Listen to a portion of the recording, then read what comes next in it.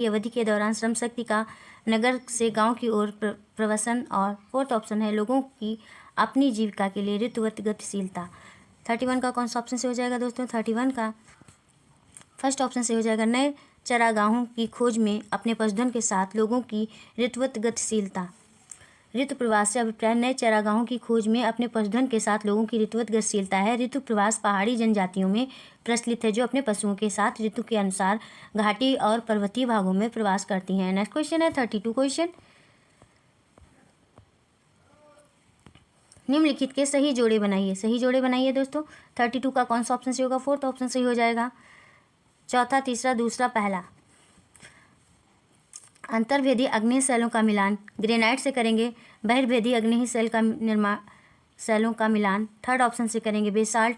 और सी है अवसादी सेलों का मिलान कर देंगे सेकंड ऑप्शन से बलुआ पत्थर। और डी है कायांत्रिक सेलें, इनका मिलान फर्स्ट ऑप्शन से कर देंगे चूना पत्थर। नेक्स्ट क्वेश्चन है निम्नलिखित क्षेत्रों में से किसमें चिनूक स्थानीय पवनें चलती हैं? पहला ऑप्शन है पेरी, दूसरा है सवाना, तीसरा है पंपास, चौथा है वेल्ड। बताइए दोस्तों कौन सा ऑप्शन से होगा? 33 का फर्स्ट ऑप्शन से हो जाएगा पेरी।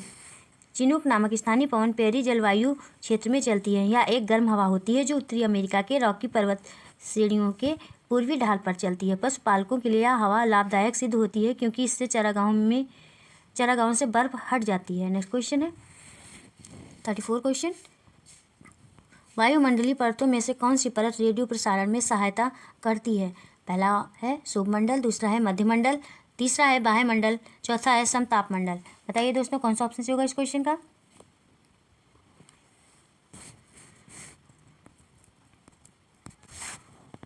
थर्टी 34 का थर्ड ऑप्शन सही हो जाएगा बाह्यमंडल। वायुमंडलीय परतों में बाह्यमंडल रेडियो के प्रसारण में सहायक है और इनका प्रसारण वायुमंडल में पाई जाने वाली परत आयन मंडल से होता है जो बाह्यमंडल का ही एक भाग है। इस मंडल में विद्युत चुंबकीय घटनाएं भी घटित होती हैं। नेक्स्ट क्वेश्चन है दोस्तों 35 क्वेश्चन। सुनहरी जरा निम्नलिखित में से किसकी एक किस्म है? किसकी एक किस्म है दोस्तों? पहला है सूती वस्त्र, दूसरा है नायलॉन, तीसरा है जूट, चौथा है सिल्क। बताइए दोस्तों कौन सा ऑप्शन से होगा? 35 का फोर्थ ऑप्शन सही हो जाएगा सिल्क। सुनहरी जरी सिल्क की एक किस्म है। इसका प्रयोग साड़ियों के निर्माण में किया जाता है। कांचीपुरम की सिल्क साड़ियों में इसका प्रयोग अत्यधिक होता है। इसमें साड़ियाँ बेहद मुलायम, सुंदर और आकर्षक हो जाती हैं। नेक्स्ट क्वेश्चन है दोस्तों 36 क्वेश्चन। जनसंख्या घनत्व से अभिप्राय है। क्या अभिप्राय है दोस्तों? पहला है किसी क्षेत्र विशेष में रहने वाले लोगों की संख्या, दूसरा है एक निश्चित अवधि के दौरान लोगों की संख्या, तीसरा है भूपृष्ठ पर लोगों के फैलने का स्वरूप, चौथा है पृथ्वी के पृष्ठ के एक इकाई क्षेत्र में रहने वाले लोगों की संख्या। 36 का कौन सा ऑप्शन सही हो जाएगा दोस्तों? फोर्थ ऑप्शन सही हो जाएगा पृथ्वी के पृष्ठ के एक इकाई क्षेत्र में रहने वाले लोगों की संख्या। नेक्स्ट क्वेश्चन है 37 क्वेश्चन। पृथ्वी की सतह के निकट स्थित खनिजों को बाहर निकालने के लिए निम्नलिखित में से किस विधि का प्रयोग किया जाता है? बताइए दोस्तों किस विधि का प्रयोग किया जाता है? पहला है आखनन, दूसरा है कूपक, तीसरा है कूप की खनन और चौथा है विवृत खनन। 37 का फर्स्ट ऑप्शन सही हो जाएगा आखनन। पृथ्वी की सतह के निकट स्थित खनिजों को बाहर निकालने के लिए आखनन विधि का प्रयोग किया जाता है। इसे सतही खनन भी कहा जाता है। आखनन विधि खनन की एक कम खर्चीली प्रक्रिया है। नेक्स्ट क्वेश्चन है 38 क्वेश्चन। उद्योग के निम्नलिखित प्रकारों में से टोकरी बुनाई किसका एक उदाहरण है? बताइए दोस्तों किसका एक उदाहरण है? पहला है लघु आकार, दूसरा है संयुक्त क्षेत्र, तीसरा है बृहत आकार, चौथा है सहकारी क्षेत्र। 38 का फर्स्ट ऑप्शन सही हो जाएगा लघु आकार। टोकरी बुनाई लघु आकार के उद्योगों का उदाहरण है। इन इकाइयों में श्रम शक्ति की मात्रा कम होती है और वस्तुओं और सेवाओं का कम मात्रा में उत्पादन किया जाता है। लघु आकार के उद्योग वे उद्योग होते हैं जो मध्यम स्तर के विनियोग की सहायता से उत्पादन करते हैं। नेक्स्ट क्वेश्चन है 39 क्वेश्चन। तानाशाही के संदर्भ में निम्नलिखित कथनों में से कौन सा गलत है? कौन सा गलत है दोस्तों? पहला है तानाशाही में तानाशाह द्वारा लिए गए निर्णयों पर लोग प्रश्न नहीं कर सकते हैं। दूसरा है अंतिम निर्णय लेने की शक्ति तानाशाह में निहित होती है। तीसरा है तानाशाह द्वारा लिए गए निर्णयों पर तानाशाह को स्पष्टीकरण देने की आवश्यकता नहीं होती है। चौथा है तानाशाही में तानाशाह द्वारा लिए गए निर्णयों पर लोग प्रश्न उठा सकते हैं। 39 का कौन सा ऑप्शन सही होगा दोस्तों? 39 का फोर्थ ऑप्शन सही हो जाएगा तानाशाही में तानाशाह द्वारा लिए गए निर्णयों पर लोग प्रश्न उठा सकते हैं। तानाशाही में तानाशाह द्वारा लिए गए निर्णयों पर लोग प्रश्न उठा सकते हैं, क्योंकि तानाशाही शासक अपने राज्य में सर्वोपरि होता है। उसके द्वारा शासन के समस्त कार्य संपन्न कराए जाते हैं। नेक्स्ट क्वेश्चन है दोस्तों 40 क्वेश्चन।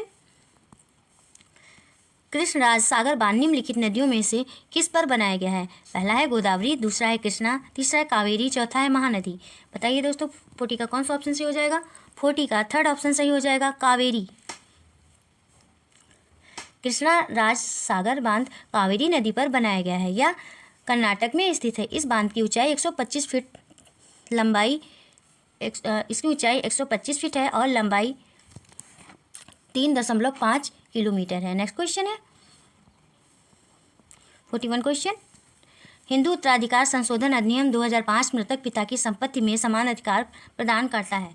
41 का कौन सा ऑप्शन सही होगा दोस्तों? पहला है पत्नी पुत्री या पुत्रों तथा पुत्री या पुत्रियों को, दूसरा है पत्नी पुत्र या पुत्रों तथा भाई या भाइयों को, तीसरा है पत्नी पुत्री या पुत्रियों तथा बहन या बहनों को, चौथा है पुत्री या पुत्र या पुत्रों तथा भाई या भाइयों को। 41 का फर्स्ट ऑप्शन सही हो जाएगा, पत्नी पुत्र या पुत्रों तथा पुत्री या पुत्रियों को। नेक्स्ट क्वेश्चन है 42 क्वेश्चन। भारतीय राज्य का वर्णन करने के लिए विविधता में एकता मुहावरा इन राष्ट्रीय नेताओं में से किसने दिया दोस्तों? 42 का कौन सा ऑप्शन सही हो जाएगा? पहला है सरदार वल्लभ भाई पटेल, दूसरा है पंडित जवाहरलाल नेहरू, तीसरा है बाल गंगाधर तिलक, चौथा है महात्मा गांधी। 42 का सेकंड ऑप्शन सही हो जाएगा, पंडित जवाहरलाल नेहरू। भारतीय राष्ट्रीय राज्य का वर्णन करने के लिए पंडित जवाहरलाल नेहरू ने विविधता में एकता मुहावरे का प्रयोग किया था। नेक्स्ट क्वेश्चन है दोस्तों 43 क्वेश्चन। जनपद पंचायतों के कार्यों के विषय में निम्नलिखित दो कथनों पहला और दूसरा पर विचार कीजिए तथा सही उत्तर का चयन कीजिए। पहला कथन है जनपद पंचायत जिला स्तर पर विकास योजनाएं निर्धारित करती है। दूसरा है जनपद पंचायत ग्राम पंचायतों के मध्य धन वितरण नियमित करने में जिला परिषद की सहायता करती है। बताइए दोस्तों 43 का कौन सा ऑप्शन सही हो जाएगा? 43 का फर्स्ट ऑप्शन सही हो जाएगा, 43 का थर्ड ऑप्शन सही हो जाएगा। पहला और दूसरा दोनों गलत हैं। जनपद पंचायतों के संदर्भ में दिए गए दोनों कथन गलत हैं, क्योंकि जिला स्तर पर विकास योजनाओं का निर्धारण जिला परिषद करती है, ना कि जनपद पंचायत। और ग्राम पंचायतों के मध्य धन वितरण नियमित करने का कार्य जिला परिषद का है। इसमें जनपद पंचायत की कोई भूमिका नहीं होती है। नेक्स्ट क्वेश्चन है दोस्तों 44 क्वेश्चन। सूचना का अधिकार अधिनियम पर निम्नलिखित दो कथनों पहला और दूसरा पर विचार कीजिए तथा सही उत्तर का चयन कीजिए। पहला है सूचना का अधिकार अधिनियम के माध्यम से कोई भी नागरिक केवल केंद्रीय सरकार के विभागों की कार्यप्रणाली के संदर्भ में सूचना प्राप्त कर सकता है। दूसरा है सूचना का अधिकार अधिनियम के अंतर्गत सूचना प्राप्त करने के लिए नागरिक को किसी स्तर के किसी न्यायालय में पहले याचिका दाखिल करनी पड़ती है। 44 का कौन सा ऑप्शन सही होगा दोस्तों? 44 का थर्ड ऑप्शन सही हो जाएगा, पहला और दूसरा दोनों गलत हैं। सूचना का अधिकार अधिनियम 2005 से संबंधित दिए गए दोनों कथन गलत हैं, क्योंकि इस अधिनियम के तहत कोई भी नागरिक केंद्र राज्य स्थानीय आदि सभी स्तरों के विभागों की कार्यप्रणाली तथा अन्य सूचनाएं प्राप्त कर सकता है। इसके लिए उसे किसी न्यायालय में याचिका दाखिल नहीं करनी पड़ती है। नेक्स्ट क्वेश्चन है दोस्तों 45 क्वेश्चन। सुल्ताना का स्वप्न नामक कहानी की लेखिका इसमें से कौन थी दोस्तों? पहला है मुमताज अली, दूसरा है राज सुंदरी देवी, तीसरा है पंडिता रामाबाई, चौथा है रुकैया सखावत हुसैन। 45 का फोर्थ ऑप्शन सही हो जाएगा, रुकैया सखावत हुसैन। नेक्स्ट क्वेश्चन है 46 क्वेश्चन। गुलाम गिरी नामक पुस्तक इसमें से किसने लिखी दोस्तों? पहला है ज्योतिबा राव फुले, दूसरा है श्री नारायण गुरु, तीसरा है डॉक्टर BR अम्बेडकर, चौथा है EV रामास्वामी पेरियार। 46 का फर्स्ट ऑप्शन सही हो जाएगा, ज्योतिबा राव फुले। गुलामगिरी नामक पुस्तक की रचना ज्योतिबा राव फुले ने की थी। पुणे में जन्मी ये महान समाज सुधारक और दलित चिंतक थे। इन्होंने समाज में ब्राह्मणों के वर्चस्व को चुनौती दी तथा दलितों के स्थान का कार्य किया था। नेक्स्ट क्वेश्चन है 47 क्वेश्चन। भारतीय न्यायिक व्यवस्था के संदर्भ में अपील की व्यवस्था का अर्थ है। क्या अर्थ है दोस्तों? पहला है ऊपरी अदालतों के फैसले निचली अदालतों को मानने होते हैं। दूसरा है किसी व्यक्ति को अगर ऐसा लगता है कि निचली अदालत द्वारा दिया गया फैसला सही नहीं है तो वह उससे ऊपर की अदालत में अपील कर सकता है। तीसरा है कोई भी अपने मामले पर बिना किसी कानूनी डिग्री के न्यायालय में बहस कर सकता है। चौथा है विधायिका कार्यपालिका और न्यायपालिका के बीच शक्तियों का बंटवारा। 47 का कौन सा ऑप्शन से होगा दोस्तों? 47 का सेकंड ऑप्शन से हो जाएगा किसी व्यक्ति को अगर ऐसा लगता है कि निचली अदालत द्वारा दिया गया फैसला सही नहीं है तो वह इससे ऊपर की अदालत में अपील कर सकता है। नेक्स्ट क्वेश्चन है 48 क्वेश्चन, सरकार के कार्यपालिका अंग से अभिप्राय है। क्या अभिप्राय है दोस्तों? पहला है लोगों का समूह जो कानूनों को लागू करने और शासन चलाने के लिए उत्तरदायी है। दूसरा है उच्चतम न्यायालय तथा उच्च न्यायालयों के न्यायाधीश। तीसरा है देश का प्रत्येक नागरिक जो सार्वभौमिक वयस्क मताधिकार का उपयोग करता है। चौथा है निर्वाचित प्रतिनिधि। बताइए दोस्तों 48 का कौन सा ऑप्शन सही हो जाएगा? 48 का फर्स्ट ऑप्शन सही हो जाएगा। लोगों का समूह जो कानूनों को लागू करने और शासन चलाने के लिए उत्तरदायी है। इसके अंतर्गत कैबिनेट मंत्री, राज्य मंत्री, स्वतंत्र प्रभार आदि के मंत्री आते हैं। नेक्स्ट क्वेश्चन है 49 क्वेश्चन, संविधान का अनुच्छेद 22 सुनिश्चित करता है। क्या सुनिश्चित करता है दोस्तों? पहला है शोषण के विरुद्ध अधिकार, दूसरा है शिक्षा का अधिकार, तीसरा है गिरफ्तारी के दौरान या हिरासत में दुर्व्यवहार से बचने का अधिकार, चौथा है संवैधानिक उपचार का अधिकार। 49 का कौन सा ऑप्शन से होगा दोस्तों? 49 का थर्ड ऑप्शन से हो जाएगा गिरफ्तारी के दौरान या हिरासत में दुर्व्यवहार से बचने का अधिकार। संविधान के अनुच्छेद 22 गिरफ्तारी के दौरान या हिरासत में दुर्व्यवहार से बचने का अधिकार सुनिश्चित करता है, अर्थात यह कुछ दशाओं में गिरफ्तारी और विरोध से संरक्षण भी प्रदान करता है। नेक्स्ट क्वेश्चन है दोस्तों 50 क्वेश्चन, लोकसभा में सत्ताधारी दल का मुखिया इनमें से कौन होता है? कौन होता है? पहला है प्रधानमंत्री, दूसरा है अध्यक्ष, तीसरा है उपराष्ट्रपति, चौथा है राष्ट्रपति। 50 का फर्स्ट ऑप्शन सही हो जाएगा प्रधानमंत्री। लोकसभा में सत्ताधारी दल का मुखिया प्रधानमंत्री होता है। वह बहुमत प्राप्त दल का नेता होता है। प्रायः शासन संबंधी सभी कार्य तथा निर्णय उसी के द्वारा लिए जाते हैं। नेक्स्ट क्वेश्चन है दोस्तों 51 क्वेश्चन, उच्च प्राथमिक स्तर पर सामाजिक विज्ञान के स्वरूप पर निम्न तीनों कथनों पर विचार कीजिए। पहला कथन है यह अपने वातावरण में लोगों का अध्ययन है। दूसरा है यह लोगों के संबंधों और उनकी अंतर्निर्भरता का अध्ययन है। तीसरा है यह अतीत और वर्तमान के साथ संबंधों का अध्ययन है। उपर्युक्त कथनों में से सबसे उचित विकल्प का चयन कीजिए दोस्तों। कौन सा ऑप्शन से हो जाएगा? 51 का थर्ड ऑप्शन से हो जाएगा उच्च प्राथमिक स्तर पर सामाजिक विज्ञान के स्वरूप से संबंधित दिए गए सभी कथन सही हैं, क्योंकि यह अपने वातावरण तथा इनमें उपस्थित लोगों का अध्ययन करता है। साथ ही साथ यह लोगों के संबंधों और उनकी अंतर्निर्भरता, अतीत और वर्तमान के साथ संबंधों का अध्ययन करता है। नेक्स्ट क्वेश्चन है 52 क्वेश्चन, उच्च प्राथमिक स्तर पर सामाजिक एवं राजनीतिक जीवन की पाठ्य पुस्तकों में निम्नलिखित विषयों में से किससे संबंधित विषय वस्तु सम्मिलित है? पहला है अर्थशास्त्र, दूसरा है दर्शन शास्त्र, तीसरा है अंतर्राष्ट्रीय संबंध, चौथा है मनोविज्ञान। 52 का कौन सा ऑप्शन से होगा दोस्तों? फर्स्ट ऑप्शन से हो जाएगा अर्थशास्त्र। उच्च प्राथमिक स्तर पर सामाजिक एवं राजनीतिक जीवन की पाठ्य पुस्तकों में दिए गए विषयों में केवल अर्थशास्त्र की विषय वस्तु सम्मिलित है। इसमें इतिहास तथा राजनीति विज्ञान से संबंधित विषय भी शामिल होते हैं। नेक्स्ट क्वेश्चन है 53 क्वेश्चन, आप ऐतिहासिक कल्पना पर प्रश्न क्यों पूछेंगे? निम्नलिखित में से सबसे उचित विकल्प को चुनिए। पहला है यह वर्तमान की अतीत के साथ तुलना करने में प्रोत्साहित करता है। दूसरा है यह स्रोतों को पहचानने में विद्यार्थियों की योग्यता को मूल्यांकित करता है। और तीसरा है यह तिथि और घटनाओं को याद रखने का रोचक तरीका है। चौथा है यह दर्शाता है कि इतिहासकार इतिहास में अपनी कल्पना के साथ कैसे अंतरों को पूरा करता है। 53 का फर्स्ट ऑप्शन सही हो जाएगा दोस्तों, यह वर्तमान की अतीत के साथ तुलना करने में प्रोत्साहित करता है। नेक्स्ट क्वेश्चन है सामाजिक विज्ञान शिक्षण के लिए आप वृत्तांतों का प्रयोग क्यों करेंगे? दिए गए विकल्पों में से सबसे उचित कारण को चुनिए। पहला कारण है कक्षा को मनोरंजक एवं सजीव बना सकें। दूसरा है अवधारणाओं को सजीव वास्तविकताओं के साथ जोड़ सकें। तीसरा है पाठ्यक्रम की पूर्णता को सुनिश्चित कर सकें। चौथा है विद्यार्थियों को संवेदनशील बना सकें जिससे वे उचित आदर्श का पता कर सकें। 54 का कौन सा ऑप्शन से होगा दोस्तों? 54 का सेकंड ऑप्शन से हो जाएगा अवधारणाओं को सजीव वास्तविकताओं के साथ जोड़ सकें। सामाजिक विज्ञान शिक्षण में हम अपने वृत्तांतों का भी प्रयोग करते हैं जिससे हम अवधारणाओं को सजीव वास्तविकताओं के साथ जोड़ सकते हैं। नेक्स्ट क्वेश्चन है 55 क्वेश्चन, राष्ट्रीय आधार 2006 के अनुसार सामाजिक विज्ञान का शिक्षण अपनी लोकप्रियता खो रहा है क्योंकि पहला है यह एक अनुपयोगी विषय के रूप में जाना जाता है। दूसरा यह कई विषयों के अध्ययन को प्रोत्साहित करता है। तीसरा यह मानवीय मूल्यों में अंतर्विरोध की कई स्थितियां प्रस्तुत करता है। चौथा है यह अत्यधिक वैज्ञानिक दृष्टिकोण पर बल देता है। 55 का कौन सा ऑप्शन से होगा दोस्तों? 55 का थर्ड ऑप्शन से हो जाएगा यह मानवीय मूल्यों में अंतर्विरोध की कई स्थितियां प्रस्तुत करता है।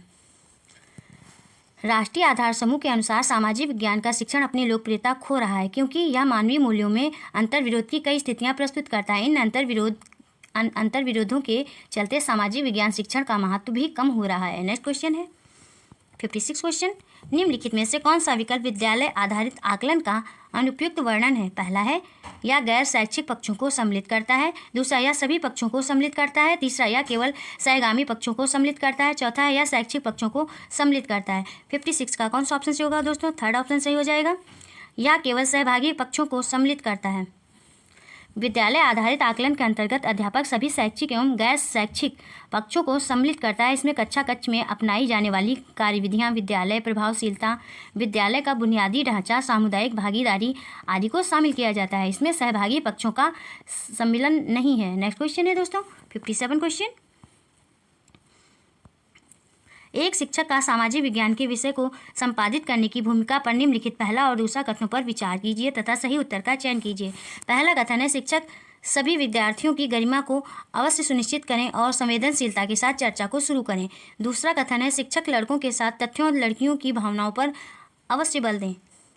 57 का कौन सा ऑप्शन से होगा दोस्तों? 57 का फोर्थ ऑप्शन से हो जाएगा, केवल पहला।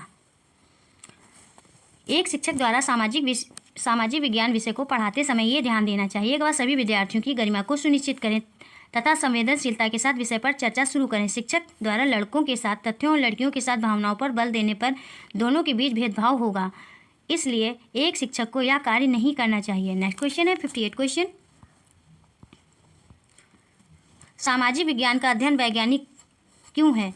पहला है इसकी विषय वस्तु में वैज्ञानिक शब्दावली का प्रयोग है, दूसरा यह सामाजिक अध्ययन को विज्ञान कहने की मांग को पूरा करता है, तीसरा इसके अंतर्गत क्रमबद्ध तरीके से प्रमाणित ज्ञान को अर्जित किया जाता है, चौथा यह पाठ को समाज के वैज्ञानिक अध्ययन करने में सहायता करता है। 58 का कौन सा ऑप्शन सही होगा दोस्तों? थर्ड ऑप्शन सही हो जाएगा। इसके अंतर्गत क्रमबद्ध तरीके से प्रमाणित ज्ञान को अर्जित किया जाता है। नेक्स्ट क्वेश्चन है 59 क्वेश्चन। आप एक वर्ष में नियोजित, अल्प नियोजित और अनियोजित ग्रामीण श्रमिक द्वारा बिताए गए समय के समानुपात को चित्रित करना चाहते हैं। निम्नलिखित में से आप कौन से आरेखीय चित्रण को चुनेंगे? पहला है समय रेखा आरेख, दूसरा है प्रवाह आरेख, तीसरा है दंड आरेख, चौथा है चक्र आरेख। बताइए दोस्तों 59 का कौन सा ऑप्शन सही हो जाएगा? 59 का फोर्थ ऑप्शन सही हो जाएगा, चक्र आरेख। एक वर्ष में नियोजित, अल्प नियोजित तथा अनियोजित ग्रामीण श्रमिकों द्वारा बिताए गए समय के समानुपात को चित्रित करने के लिए हम चक्र आरेख का प्रयोग करेंगे क्योंकि इसी के द्वारा दी गई स्थिति का सही चित्र बन सकेगा। नेक्स्ट क्वेश्चन है 60 क्वेश्चन। विद्यार्थियों का सामाजिक विज्ञान विषय में कला के माध्यम से आकलन करने का सबसे उचित कारण चुनिए। पहला है यह एक आनंददायी मूल्यांकन का तरीका है, दूसरा है यह अवधारणाओं का एक व्यक्तिगत प्रस्तुतिकरण करने का अवसर प्रदान करता है, तीसरा यह पाठ्य पुस्तक में दर्शाई गई विभिन्न अभिव्यक्ति शैलियों के आनंद लेने का माध्यम है, चौथा यह विद्यार्थियों की चित्रकला की योग्यता में सुधार लाता है। 60 का सेकंड ऑप्शन सही हो जाएगा, यह अवधारणाओं का एक व्यक्तिगत प्रस्तुतिकरण करने का अवसर प्रदान करता है। नेक्स्ट क्वेश्चन है 61 क्वेश्चन।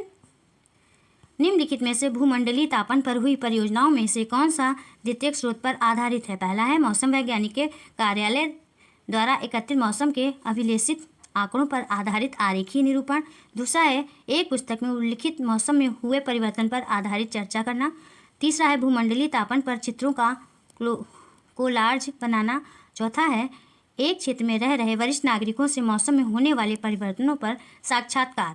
61 का कौन सा ऑप्शन से हो जाएगा दोस्तों? फर्स्ट ऑप्शन से हो जाएगा, मौसम वैज्ञानिक के कार्यालय द्वारा एकत्रित मौसम के अविश्लेषित आंकड़ों पर आधारित आरेखीय निरूपण। नेक्स्ट क्वेश्चन है 62 क्वेश्चन। एक शिक्षक विद्यार्थियों को कुछ मानदंड देते हैं और कहते हैं कि वे उन पर आधारित अपनी परियोजना का आकलन करें। निम्नलिखित में से कौन से आकलन के तरीके का प्रयोग शिक्षक द्वारा किया गया है? पहला है स्वआकलन, दूसरा है संकलात्मक आकलन, तीसरा है रचनात्मक आकलन, चौथा है समकक्षी आकलन। 62 का कौन सा ऑप्शन सही होगा दोस्तों? फर्स्ट ऑप्शन सही हो जाएगा, स्व आकलन।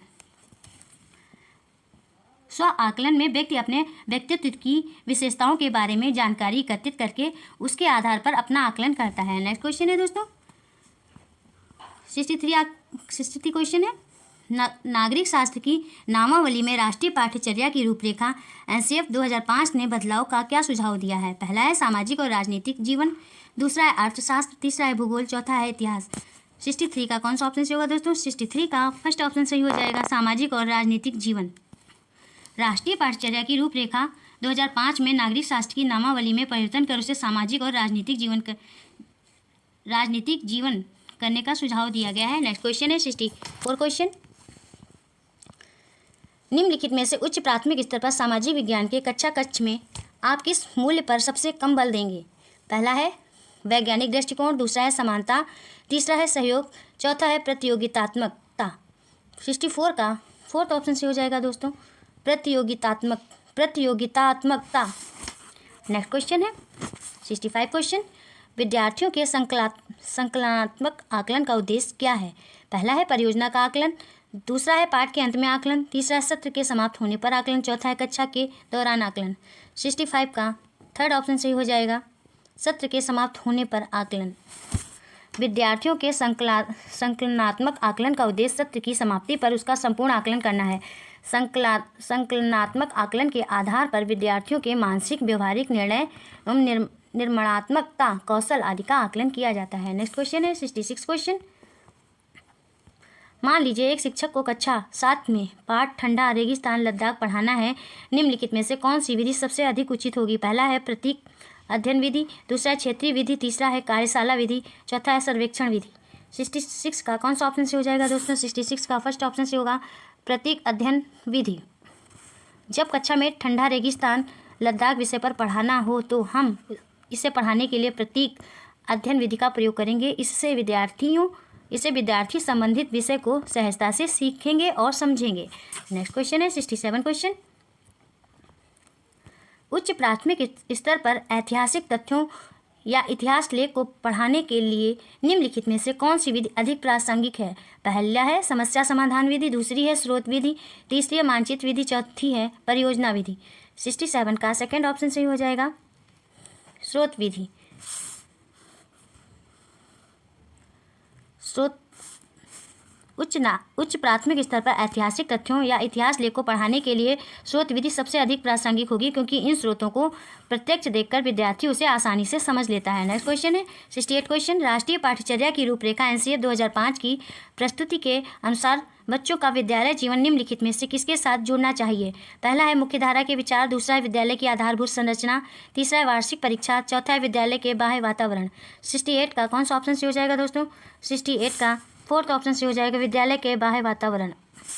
नेक्स्ट क्वेश्चन है 69 क्वेश्चन। निम्नलिखित में से किस विकल्प को दंड आरेख में सबसे अच्छे तरीके से दर्शाया जा सकता है? पहला है वर्षा, दूसरा है आर्द्रता, तीसरा है वायुदाब, चौथा है तापमान। 69 का फर्स्ट ऑप्शन सही हो जाएगा वर्षा। वर्षा के आंकड़े दंड आरेख द्वारा अच्छे तरीके से दर्शाए जा सकते हैं, जबकि आर्द्रता, वायुदाब, तापमान आदि के आंकड़ों के साथ साथ अन्य आंकड़े भी जुड़े होते हैं जिन्हें दंड आरेख से प्रदर्शित नहीं किया जा सकता है। वर्षा किसी स्थान विशेष से संबंधित होती है। नेक्स्ट क्वेश्चन है दोस्तों 70 क्वेश्चन। लोकतांत्रिक संस्थाओं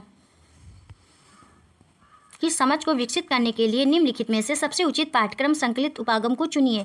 पहला है मुख्य रूप से राष्ट्रीय स्तरीय उदाहरणों को प्रस्तुत करना, दूसरा है विद्यार्थियों को कठोर वास्तविक स्थितियों से परिचित कराना, तीसरा है वास्तविक स्थितियों के साथ आदर्श स्थिति के उदाहरणों को प्रस्तुत करना, चौथा है आदर्श स्थितियों को दर्शाना। 70 का कौन सा ऑप्शन से हो जाएगा दोस्तों? 70 का थर्ड ऑप्शन से होगा वास्तविक स्थितियों के साथ आदर्श स्थिति के उदाहरणों को प्रस्तुत करना। नेक्स्ट क्वेश्चन है 71 क्वेश्चन। गणितज्ञ तथा खगोल शास्त्री आर्यभट्ट ने आर्यभट्टियम नामक पुस्तक निम्नलिखित भाषाओं में से किस में लिखी थी? पहला है पाली में, दूसरा है संस्कृत में, तीसरा है प्राकृत में, चौथा है हिंदी में। बताइए दोस्तों 71 का कौन सा ऑप्शन सही हो जाएगा? 71 का सेकंड ऑप्शन सही हो जाएगा संस्कृत। गणितज्ञ तथा खगोल शास्त्री आर्यभट्ट ने गणित की पुस्तक आर्यभट्टियम की रचना संस्कृत भाषा में की है। वे पटना बिहार के रहने वाले थे। उन्होंने इस ग्रंथ की रचना गुप्त काल में की थी। नेक्स्ट क्वेश्चन है 72 क्वेश्चन। निम्नलिखित स्तूपों में से किस एक को उस स्थान के रूप में चिन्हित किया गया है जहां बुद्ध ने पहली बार उपदेश दिया था? पहला है सांची, दूसरा है थोटलाकोंडा, तीसरा है बोधगया, चौथा है सारनाथ। 72 का फोर्थ ऑप्शन सही होगा दोस्तों सारनाथ। महात्मा बुद्ध ने अपना पहला उपदेश सारनाथ में दिया था। इसे बौद्ध धर्म ग्रंथों में धर्मचक्र प्रवर्तन कहा गया। सारनाथ प्राचीन समय में मृगदाव और ऋषिपत्तनम के नाम से प्रसिद्ध था। नेक्स्ट क्वेश्चन है 73 क्वेश्चन। संगम कविताओं में किन 3 राजवंशों को मूवेंदार कहा गया है? पहला है पाल, चोल, पांडे। दूसरा है चोल, चेर, पांडे। तीसरा है चेर, पाल, राष्ट्रकूट। चौथा है चोल, राष्ट्रकूट, पांडे। 73 का सेकेंड ऑप्शन सही हो जाएगा, चोल, चेर, पांडे।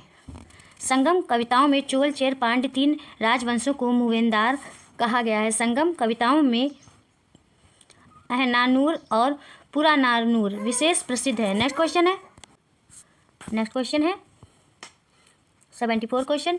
रामपुरवा में मिला उत्कृष्ट पालिश वाले पत्थर पर बना सांड जिसे अब राष्ट्रपति भवन में रखा गया है, इनमें से किसके शासनकाल में बनाया गया था? पहला है चोल, दूसरा है कुषाण, तीसरा है पांडे, चौथा है मौर्य। 74 का कौन सा ऑप्शन से होगा दोस्तों? 74 का फोर्थ ऑप्शन से हो जाएगा, मौर्य।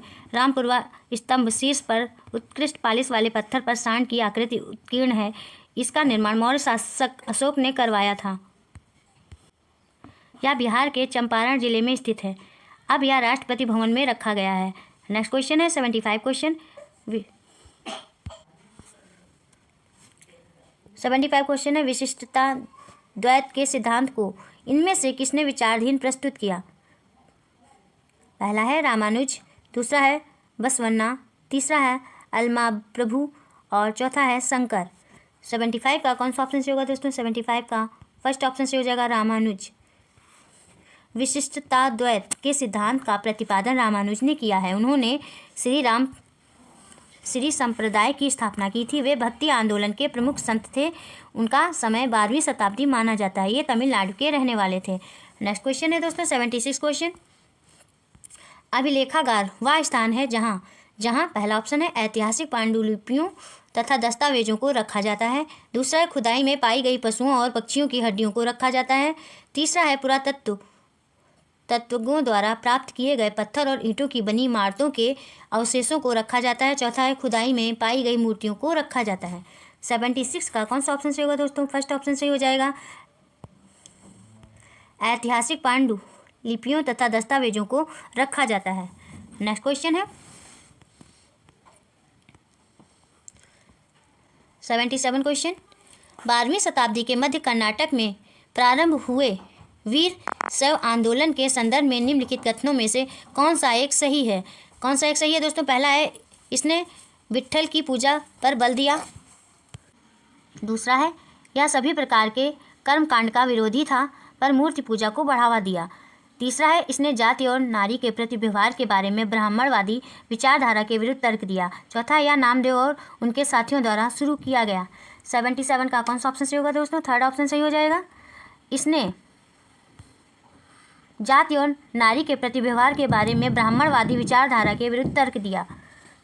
12वीं शताब्दी के मध्य कर्नाटक में प्रचलित वीर शैव संप्रदाय के विषय में दिया गया कथन तीसरा सत्य है, से सभी असत्य हैं। इस संप्रदाय की स्थापना वासन ने की थी। इसने जाति और नारी के प्रति व्यवहार के बारे में ब्राह्मणवादी विचारधारा के विरुद्ध तर्क दिया था। नेक्स्ट क्वेश्चन है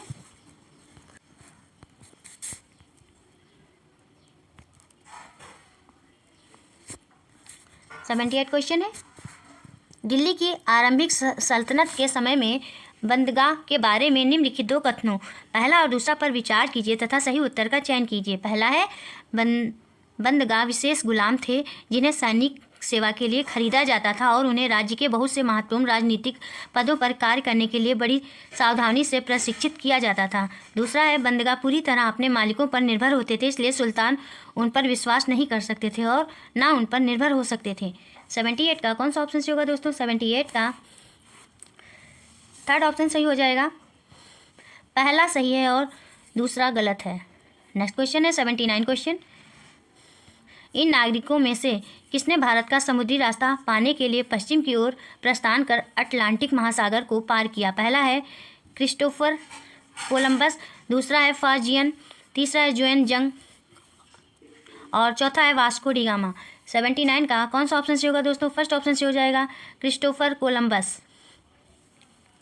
इटली का प्रमुख यात्री क्रिस्टोफर कोलंबस 1492 ईस्वी में भारत की खोज करने के लिए निकला था। वह समुद्री मार्ग के रास्ते भारत पहुंचना चाहता था, परंतु वह अटलांटिक महासागर को पार करते हुए अमेरिका पहुंच गया। भारत की खोज पुर्तगाली यात्री वास्को डिगामा ने की थी। नेक्स्ट क्वेश्चन है 80 क्वेश्चन। निम्नलिखित राजवंशों में से किसने अपने अभिलेखों में मलयालम भाषा एवं लिपि का प्रयोग प्रारंभ किया? पहला है चेर, दूसरा है पांड्य, तीसरा है कुषाण और चौथा है चोल। 80 का कौन सा ऑप्शन सही होगा दोस्तों? फर्स्ट ऑप्शन सही हो जाएगा, चेर।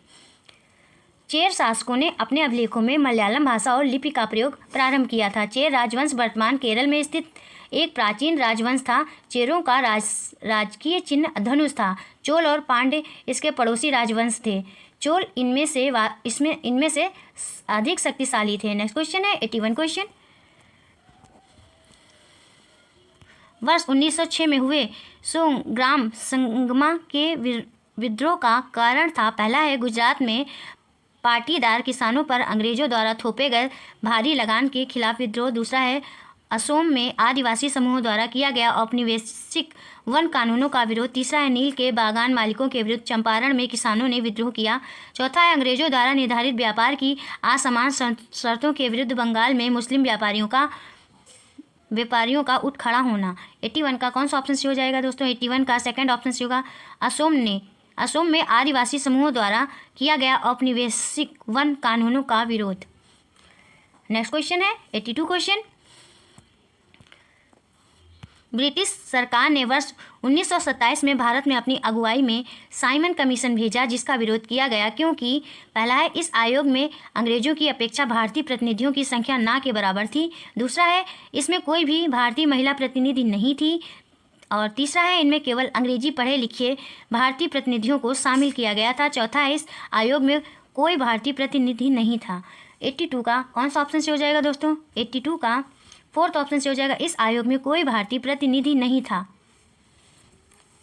ब्रिटिश सरकार द्वारा वर्ष 1927 में साइमन कमीशन का गठन किया गया। कोई भी भारतीय सदस्य इसमें शामिल नहीं किया गया, इस कारण भारतीयों ने इसका विरोध किया था। आयोग के भारत पहुंचने पर साइमन गो बैक के नारे लगाए गए। यह भारतीय समस्या पर विचार करने के लिए बनाया गया था। इसमें कुल 7 सदस्य थे। नेक्स्ट क्वेश्चन है 83 क्वेश्चन। निम्नलिखित के सही जोड़े बनाइए दोस्तों। 83 का इस प्रकार मिलान करेंगे दोस्तों। ब्रह्म समाज का केशव चंद्र सेन, युवा बंगाल आंदोलन का हेनरी लुइस वियन डिरोजियो और रामकृष्ण मिशन का स्वामी विवेकानंद, अलीगढ़ आंदोलन सर सैयद अहमद खां। इस प्रकार 83 का फोर्थ ऑप्शन सही हो जाएगा दोस्तों। नेक्स्ट क्वेश्चन है 84 क्वेश्चन। वयोवृद्ध गांधीवादी नेता पोट्टी श्री रामुलु निम्नलिखित राज्यों में से किसको बनाने के लिए वर्ष 1952 में भूख हड़ताल पर बैठे? पहला है केरल, दूसरा है आंध्र प्रदेश, तीसरा है तेलंगाना, चौथा है तमिलनाडु। 84 का कौन सा ऑप्शन सही हो जाएगा दोस्तों? 84 का सेकंड ऑप्शन सही हो जाएगा, आंध्र प्रदेश। वर्ष 1952 में प्रसिद्ध गांधीवादी नेता पोट्टी श्री रामुलु ने आंध्र प्रदेश राज्य के निर्माण के लिए भूख हड़ताल की थी। इसके चलते उनकी मृत्यु भी हो गई थी। उसके बाद वर्ष 1953 में भाषाई आधार पर आंध्र प्रदेश राज्य का गठन किया गया। भाषाई आधार पर गठित होने वाला यह भारत का पहला राज्य था। नेक्स्ट क्वेश्चन है 85 क्वेश्चन। वहादत ए दीन अर्थात सभी धर्मों की बुनियादी एकता के हिमायती इनमें से कौन थे? पहला है मौलाना आज़ाद, दूसरा है सैयद अहमद खां, तीसरा है बाजी मोहम्मद, चौथा है मोहम्मद अली जिन्ना। 85 का कौन सा ऑप्शन सही होगा दोस्तों? 85 का फर्स्ट ऑप्शन सही हो जाएगा, मौलाना आज़ाद। नेक्स्ट क्वेश्चन है 86 क्वेश्चन। भारत के लगभग मध्य भाग से होकर गुजरने वाला प्रमुख अक्षांश है। पहला है मकर रेखा, दूसरा है कर्क रेखा, तीसरा है आर्कटिक वृत्त, चौथा है भूमध्य रेखा। 86 का सेकंड ऑप्शन सही हो जाएगा, कर्क रेखा। भारत के मध्य भाग से होकर गुजरने वाला प्रमुख अक्षांश कर्क रेखा है। यह भारत के 8 राज्यों मिजोरम, त्रिपुरा, पश्चिम बंगाल, छत्तीसगढ़, मध्य प्रदेश, गुजरात, राजस्थान तथा झारखंड से होकर गुजरती है। नेक्स्ट क्वेश्चन है 87 क्वेश्चन। निम्नलिखित में से कौन सी पृथ्वी दिन की परिभाषा है? पहला है देशांतरों के मध्य दूरियां, दूसरा है पृथ्वी का अपने अक्ष पर एक चक्कर पूरा करने में लगा समय, तीसरा है वे दिन जिन पर पूरी पृथ्वी पर दिन और रात बराबर होते हैं, चौथा है पृथ्वी की गति जो सूर्य के चारों ओर कक्ष में घूमती है। 87 का कौन सा ऑप्शन सही होगा दोस्तों? 87 का सेकंड ऑप्शन सही हो जाएगा, पृथ्वी का अपने अक्ष पर एक चक्कर पूरा करने में लगा समय। नेक्स्ट क्वेश्चन है 88 क्वेश्चन, निम्नलिखित के सही जोड़े बनाइए। सही जोड़े बनाइए दोस्तों। 88 का कौन सा ऑप्शन से हो जाएगा? 88 का 4th ऑप्शन सही हो जाएगा। उष्णकटिबंधीय वर्षा वन का मिलान महोगनी से करेंगे, उष्णकटिबंधीय पतझड़ वन का सौल से, कटीली झाड़ियों का मिलान बबूल से और मैंग्रोव वन का सुंदरी से। नेक्स्ट क्वेश्चन है 89 क्वेश्चन, मैत्री और दक्षिण गंगोत्री नामक भारत के शोध संस्थान निम्नलिखित महाद्वीपों में से कहाँ स्थित है? पहला है अफ्रीका, दूसरा है अंटार्कटिका, तीसरा यूरोप, चौथा है ऑस्ट्रेलिया। बताइए दोस्तों 89 का कौन सा ऑप्शन से हो जाएगा? 89 का 2nd ऑप्शन सही हो जाएगा, अंटार्कटिका। मैत्री, दक्षिण गंगोत्री तथा भारतीय नामक भारत के शोध संस्थान अंटार्कटिका महाद्वीप पर स्थापित किए गए। इनमें दक्षिण गंगोत्री सेंटर को अब बंद कर दिया गया है। नेक्स्ट क्वेश्चन है 90 क्वेश्चन, महासागरीय धाराओं के संबंध में नीचे दिए गए दोनों कथनों पहला और दूसरा पर विचार कीजिए तथा सही उत्तर का चयन कीजिए। पहला है उष्ण महासागरीय धाराएं भूमध्य रेखा के निकट उत्पन्न होती हैं और ध्रुवों की ओर प्रवाहित होती हैं। दूसरा है शीत महासागरीय धाराएं निम्न अक्षांशों से उच्च अक्षांशों को जल ले जाती हैं। 90 का कौन सा ऑप्शन से होगा दोस्तों? 4th ऑप्शन से हो जाएगा। पहला सही है और दूसरा गलत है। महासागरीय धाराओं के संबंध में दिया गया कथन पहला सही है और दूसरा गलत है, क्योंकि उष्ण और गर्म महासागरीय धाराएं भूमध्य रेखा के निकट उत्पन्न होती हैं और ध्रुवों की ओर प्रवाहित होती हैं, जबकि ठंडी या शीत महासागरीय धाराएं उच्च अक्षांशों से उत्पन्न होती हैं और निम्न अक्षांशों की ओर प्रवाहित होती हैं। बस दोस्तों आज की वीडियो में इतना ही। दोस्तों यदि आपको क्लास पसंद आई हो तो चैनल को सब्सक्राइब करिए, लाइक करिए, शेयर करिए और कमेंट्स करके बताइए कि क्लास कैसी रही। मिलते हैं नेक्स्ट क्लास में। Thank you for watching this video.